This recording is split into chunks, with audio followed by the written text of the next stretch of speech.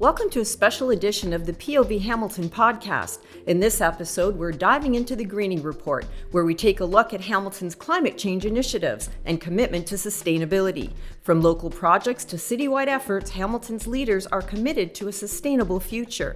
Here's whose point of view you'll be listening to today. My name is Victoria Brzezowski. I'm the Environmental Management Lead for Hamilton Health Sciences. My role for the organization is to build and manage our corporate environmental management plan. Hi, I'm Alan Buxton. I'm the Director of Facilities Management for Hamilton Health Sciences, and I take care of building infrastructure and buildings and grounds. So Hamilton Health Sciences has been doing a lot of environmental sustainability and related work for a number of years. Really, a lot of that work historically has been done off the side of our desk, and really the main drivers have been environmental compliance, so regulatory compliance. Alan will talk a little bit more about what that looks like from a facilities perspective. Recently, and within the last strategic plan refresh, HHS added environmental management as one of our strategic projects. So we have split our work in environmental management into three areas. The first being that the management of our Scope 1 and 2 greenhouse gases. Again, that really falls into Alan's portfolio there and the work that we do in facilities. The other stream is really just how we report and how we build our corporate culture of sustainability. And then the last one being actually our Scope 3 impacts and all of the other things related to environmental management. And so that Scope 3 category is massive. It is everything from how we manage our waste, how we manage the medications that we use, materials, products, services, transportation of our patients, our goods, our people, all of that folds up into that Scope 3 category. And so to build out that Scope 3 plan, right now we've been undergoing a Scope 3 greenhouse gas inventory. And so what that is doing is actually a pretty novel thing for hospitals. There's only one other hospital in Canada, I think, that's done that, and that's CHEO Hospital out in Ottawa. And so what we're doing is trying to get that data to say, okay, these are your big areas of environmental impact in these non-facilities related areas, and then match that out with what matters to people. So for example, to get that information, we've been doing a lot of stakeholder engagement, hosting roundtable sessions, doing staff surveys, a bunch of one-on-ones, really gathering as much information as possible so we can say, oh, this is what matters to people, and this is actually what the data is showing. And those two will merge together to create the plan for how we will manage and reduce our emissions and environmental footprint, not just our emissions too, because those are both important to environmental management over the next 5 years. So I'm going to give you the facilities management perspective on our Scope 1 and Scope 2 emissions. So environmental sustainability is important to HHS. And what we wanted to do was take a look at our three main hospitals and figure out how much carbon was being released from each of the hospitals. So we engaged a consultant, and that consultant was Blackstone Energy.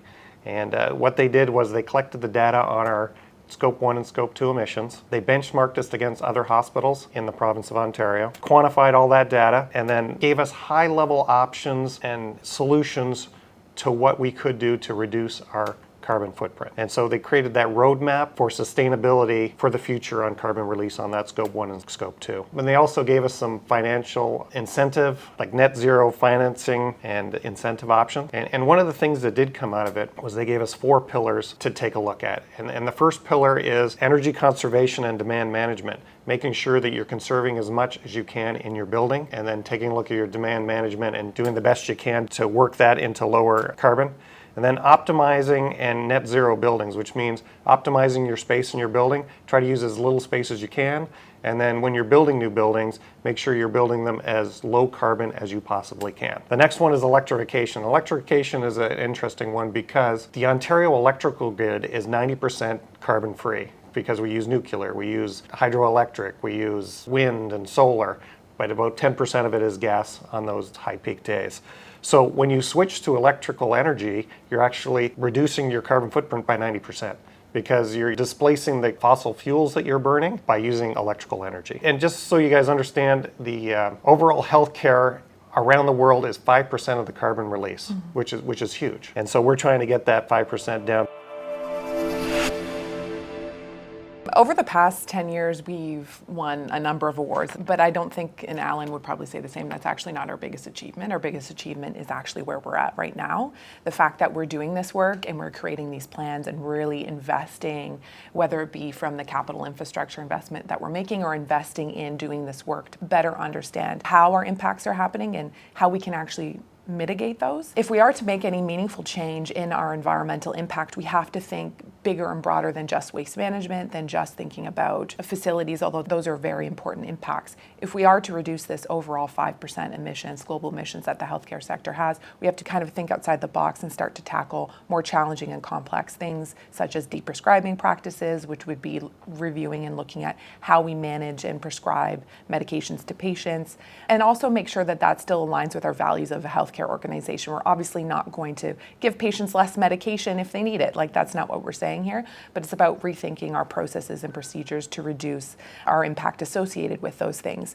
And so, again, some of the novel ways we're thinking about looking at this that really we hope and know will have a positive benefit to patient health outcomes are in things like the types of food that we serve our patients. And so we have partnered with Nourish Leadership and taken the Cool Food Pledge, which is a pledge that has been developed by the World Health Organization. The pledge commits us to reducing the emissions associated with our food by 30%. The Cool Food Pledge is our commitment, and what it requires us to do is reduce the emissions associated with our food by 25% by 2030.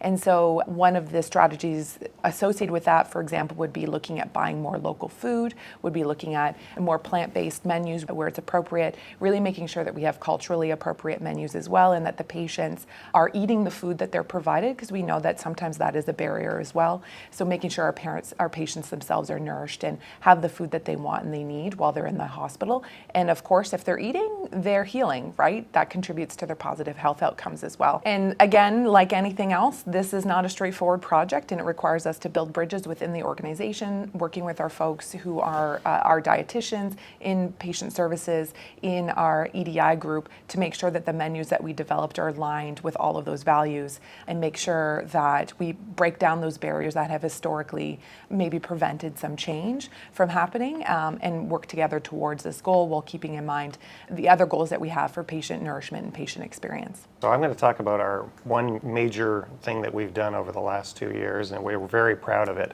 And what it is that we have cogen facilities at our 3 main sites, at the McMaster Children's Hospital, at the Hamilton General Hospital, and here at the Juravinski.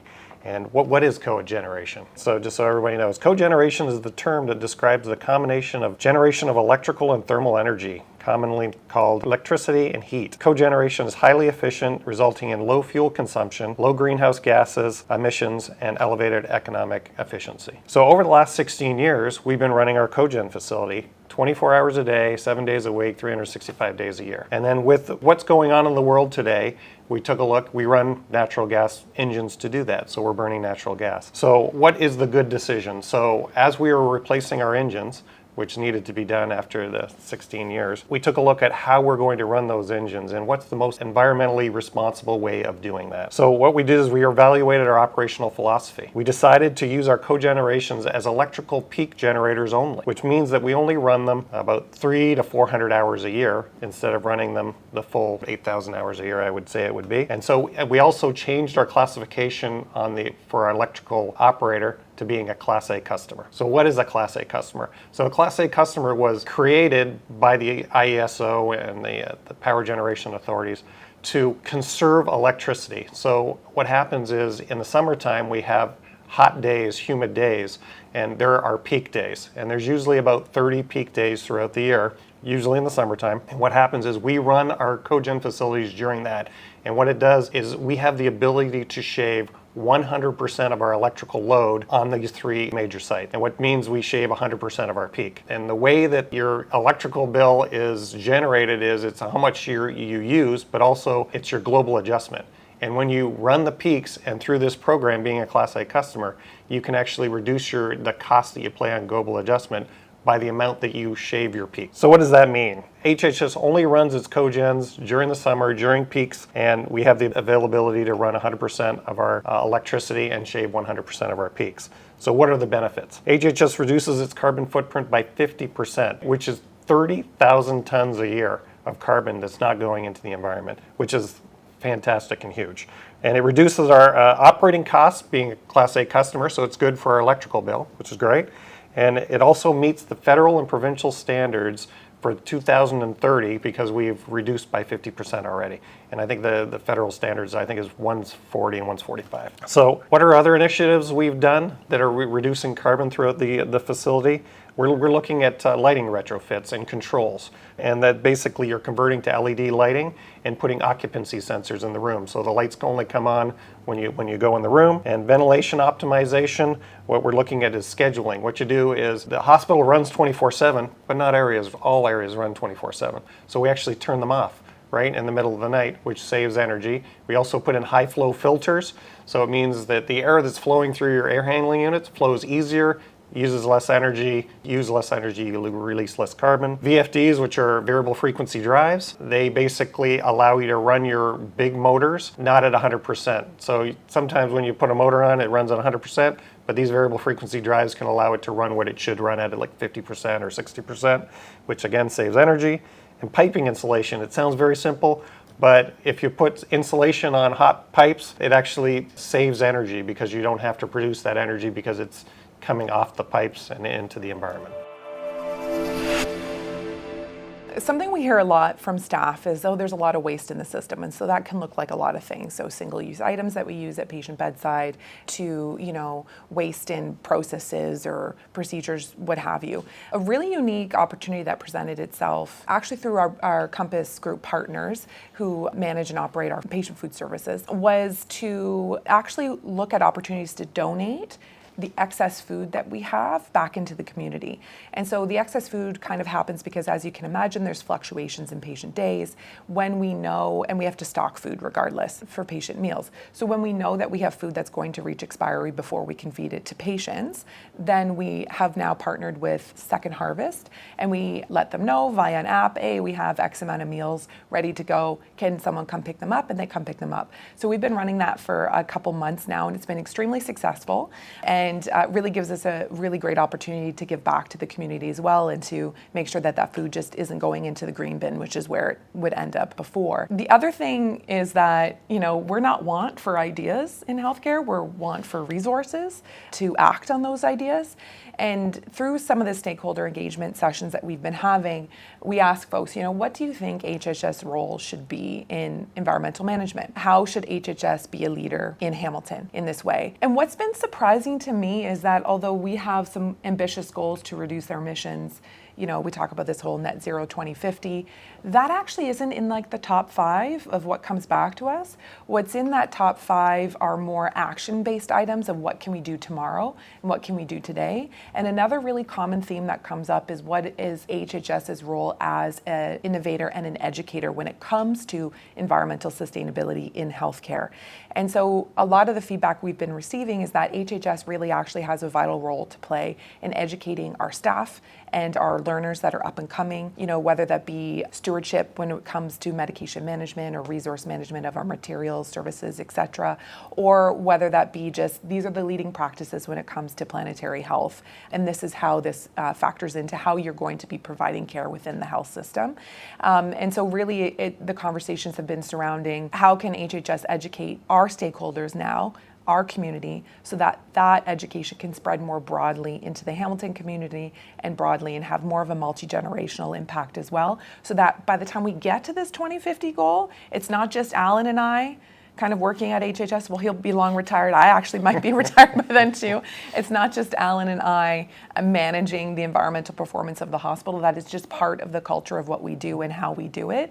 And so those are foundations that we are recognizing that we need to set now. And we have an opportunity as a leading academic research hospital to do that. So I'm going to expand on funding. So Ontario hospitals get funded by the Healthcare Infrastructure Renewal Fund. And so what that healthcare funding should do is it's renewing your infrastructure. So we have to learn how to renew our infrastructure, but at the same time as renewing our infrastructure, as we're renewing it, take a look at the equipment and use equipment that's going to be low energy, low carbon, as the life cycle of that equipment comes to the end. So as you're replacing, example, a boiler, it's a natural gas-fired boiler, take a look at that boiler, and is it the right thing to put a natural gas boiler in, or is it something you want to put an electric boiler in, which comes with its own problems as well. So when you're building new hospitals, right, and I will talk about the West Lincoln Hospital, you want to make the hospitals as energy efficient and the lowest carbon footprint you possibly can. So as an opportunity, we're building the West Lincoln Hospital. It's going to be open next year. During the design phase, the funding wasn't available for geothermal, like putting a geothermal field in.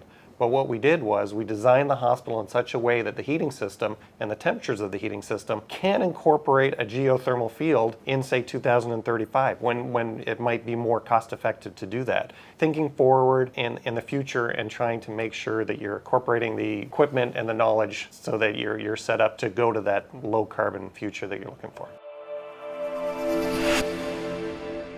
Very practically, it's completing and having our 5-year plan for environmental stewardship approved. So that would be the plan for everything outside of facilities. Alan is working on his plan from a facilities point of view. But really, for me, I'm thinking that it is really vitally important that within that 5-year plan, we have actionable items that we see progress being made, but that we're also setting and laying that foundation for future success. So we need to really think and make sure that we set up our physicians, our learners, our researchers, our frontline staff with the tools that they need to integrate sustainable practices into their everyday life. We're a network of 18,000 staff, physicians, and learners. Again, there's Alan and I, and there is quite a few other folks as well that work for HHS who are really leading the charge and doing a lot of this work, but it needs to be more than still the handful of us in corporate services doing this. It needs to spread throughout the organization, and we need for it to not just be limited to the facilities and the back-of-house supports. It needs to be integrated with our practices. And so if I'm thinking about what's next for us is making sure that we have that plan is well researched, that plan is science-driven, it is progressive, it lines up with best practice and the leading research into planetary health, but that is also very practical and doable as well. Because the last thing we want is to set ourselves a plan that is not achievable, because that will essentially be setting us up for failure and be demoralizing to a lot of the folks and to myself who really care about reducing our impact on climate change and improving the health outcomes as well for those that we serve in our community. It's best care for all now and into the future. That's really what we need to think about. So we did that high-level report 2 years ago, which gave us a lot of good information. Now we want to do a deeper dive. So what we want to do is conduct a more comprehensive carbon reduction study. And what do we want out of that? We want a deeper level of understanding of where the Scope 1 and Scope 2 is coming from our facilities. We want to understand, and we're going to do energy audit, and they're level 2 ASHRAE energy audits, right, to get that full understanding of what the buildings have been built, let's see, in every decade from 1930, and so there's lots of different ones, and nobody really thought in the past about energy efficiency like we think of today, or the carbon footprint like we think of today. So what we want to do is we want to dig down and we want to analyze our existing energy and sustainability plans, policies, energy audits. We want to do growth plans. We want to take a look at our facility condition assessment reports, which basically outlines all our equipment in our hospitals, and it basically tells you the condition and when it should be replaced. And then the deferred maintenance, and then we want to identify the GHG reduction opportunities and inform like an implementation scenario. So we want a roadmap. We want a roadmap going forward. So we want to focus environmentally on carbon reduction as we upgrade equipment and build new hospitals. The reason we are targeting just a 5-year plan for our stewardship is because we know that evolution is going to be a natural part and progression of the plans that we make. There's new research coming out all the time about the impacts of climate change on health, the impacts of climate change on, even mental health and of our staff. It is going to be no surprise to any of the listeners that employee retention is a challenge for any employer. That is also a challenge that we face as an organization. And so again, thinking more holistically about how we approach environmental sustainability, we have a responsibility also to those we employ to make sure that we're doing the right thing. It will bring job satisfaction at the same time as bring them satisfaction in knowing that their employer is helping improve the health outcomes of the community they live in and also of their children and grandchildren as well. So again, thinking about just building on something I said earlier, taking action now, but setting that foundation to bring us into that future where being sustainable is just part of how we do business, that we are leading practice, that we are developing new practices and procedures, that we're using our resources wisely.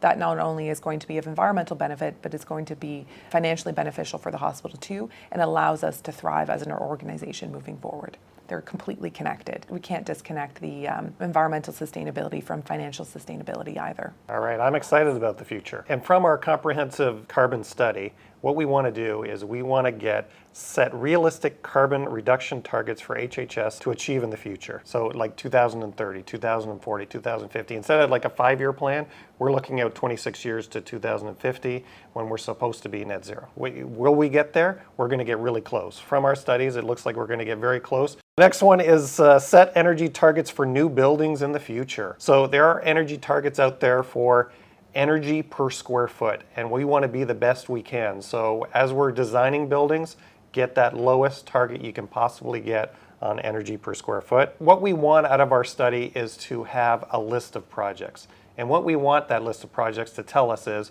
what the project is, how much it costs, how much carbon it's going to reduce, is there any incentives out there that we can get from the government? And then what we want to do is we want to do pre-engineering. We want to prioritize the projects first, I should say. And then what we want to do is set up those projects, do the pre-engineering on it, so we're ready to go when the funding's available. So we know what incentives are available, we know how much the project costs, and we're ready to pull the trigger to get those things done to reduce our carbon footprint. And so from that engineering, we want to become incentive ready for potential funding sources. And then we want to continue to stay on net zero requirements and opportunities. And we want to educate ourselves on all the net zero carbon reduction technology out there so we can do the best we can on moving into the future. You know, I do like what Victoria's talking about, a culture, and just having, ourselves and at my department, 3 people in your department doing the work. It's got to get out there to everybody. It's got to get everybody, and the culture has to get behind it, and we have to kind of move forward. Carbon reduction and the increase in temperatures over the next 25 years is a serious situation, and we have to make sure that we're part of the solution, right? And make sure that we're doing the work to get it done. And the HHS staff, I've been with HHS 8 years now, and everyone I talk to has been frustrated by feeling this sense of inability to take action at that frontline level. So there's a lot of willingness to make change, but just not a lot of ability to understand how they can do that. And so I think, starting to feed some of these ideas and processes through existing quality frameworks that we have as well, that's one way that we can think about understanding that we have limited resources, but how we can leverage our existing resources to do those things, to make those ideas that are coming up at that grassroots level, to give them and empower those who want to make that change, to say, hey, here are the tools for you, you go ahead and do it. Because Alan and I don't want to suffocate something just because we are lacking capacity on our end, because we're still, just a few people in this really big organization. Change makers need to happen at every level, and they're ready to do it. It's just about how do we support that just a little bit, give them the nudge and just say, hey, go do this thing. I can be here if you want to bounce some ideas off of, but go do it and feel like they are allowed to do those things as well. And if I can add to that, we've taken this information and the reporting that we've done, and we've brought it to the upper levels of management, and the board of directors has this information, and they are behind us, right? And they want to make sure that we're the most environmentally friendly that we can be. Yeah, it's just a matter of how. Thanks for listening. Make sure you're subscribed so you never miss an episode. And please consider rating and reviewing, as it helps others to find the show. For more information or to listen to past episodes, go to povhamilton.com.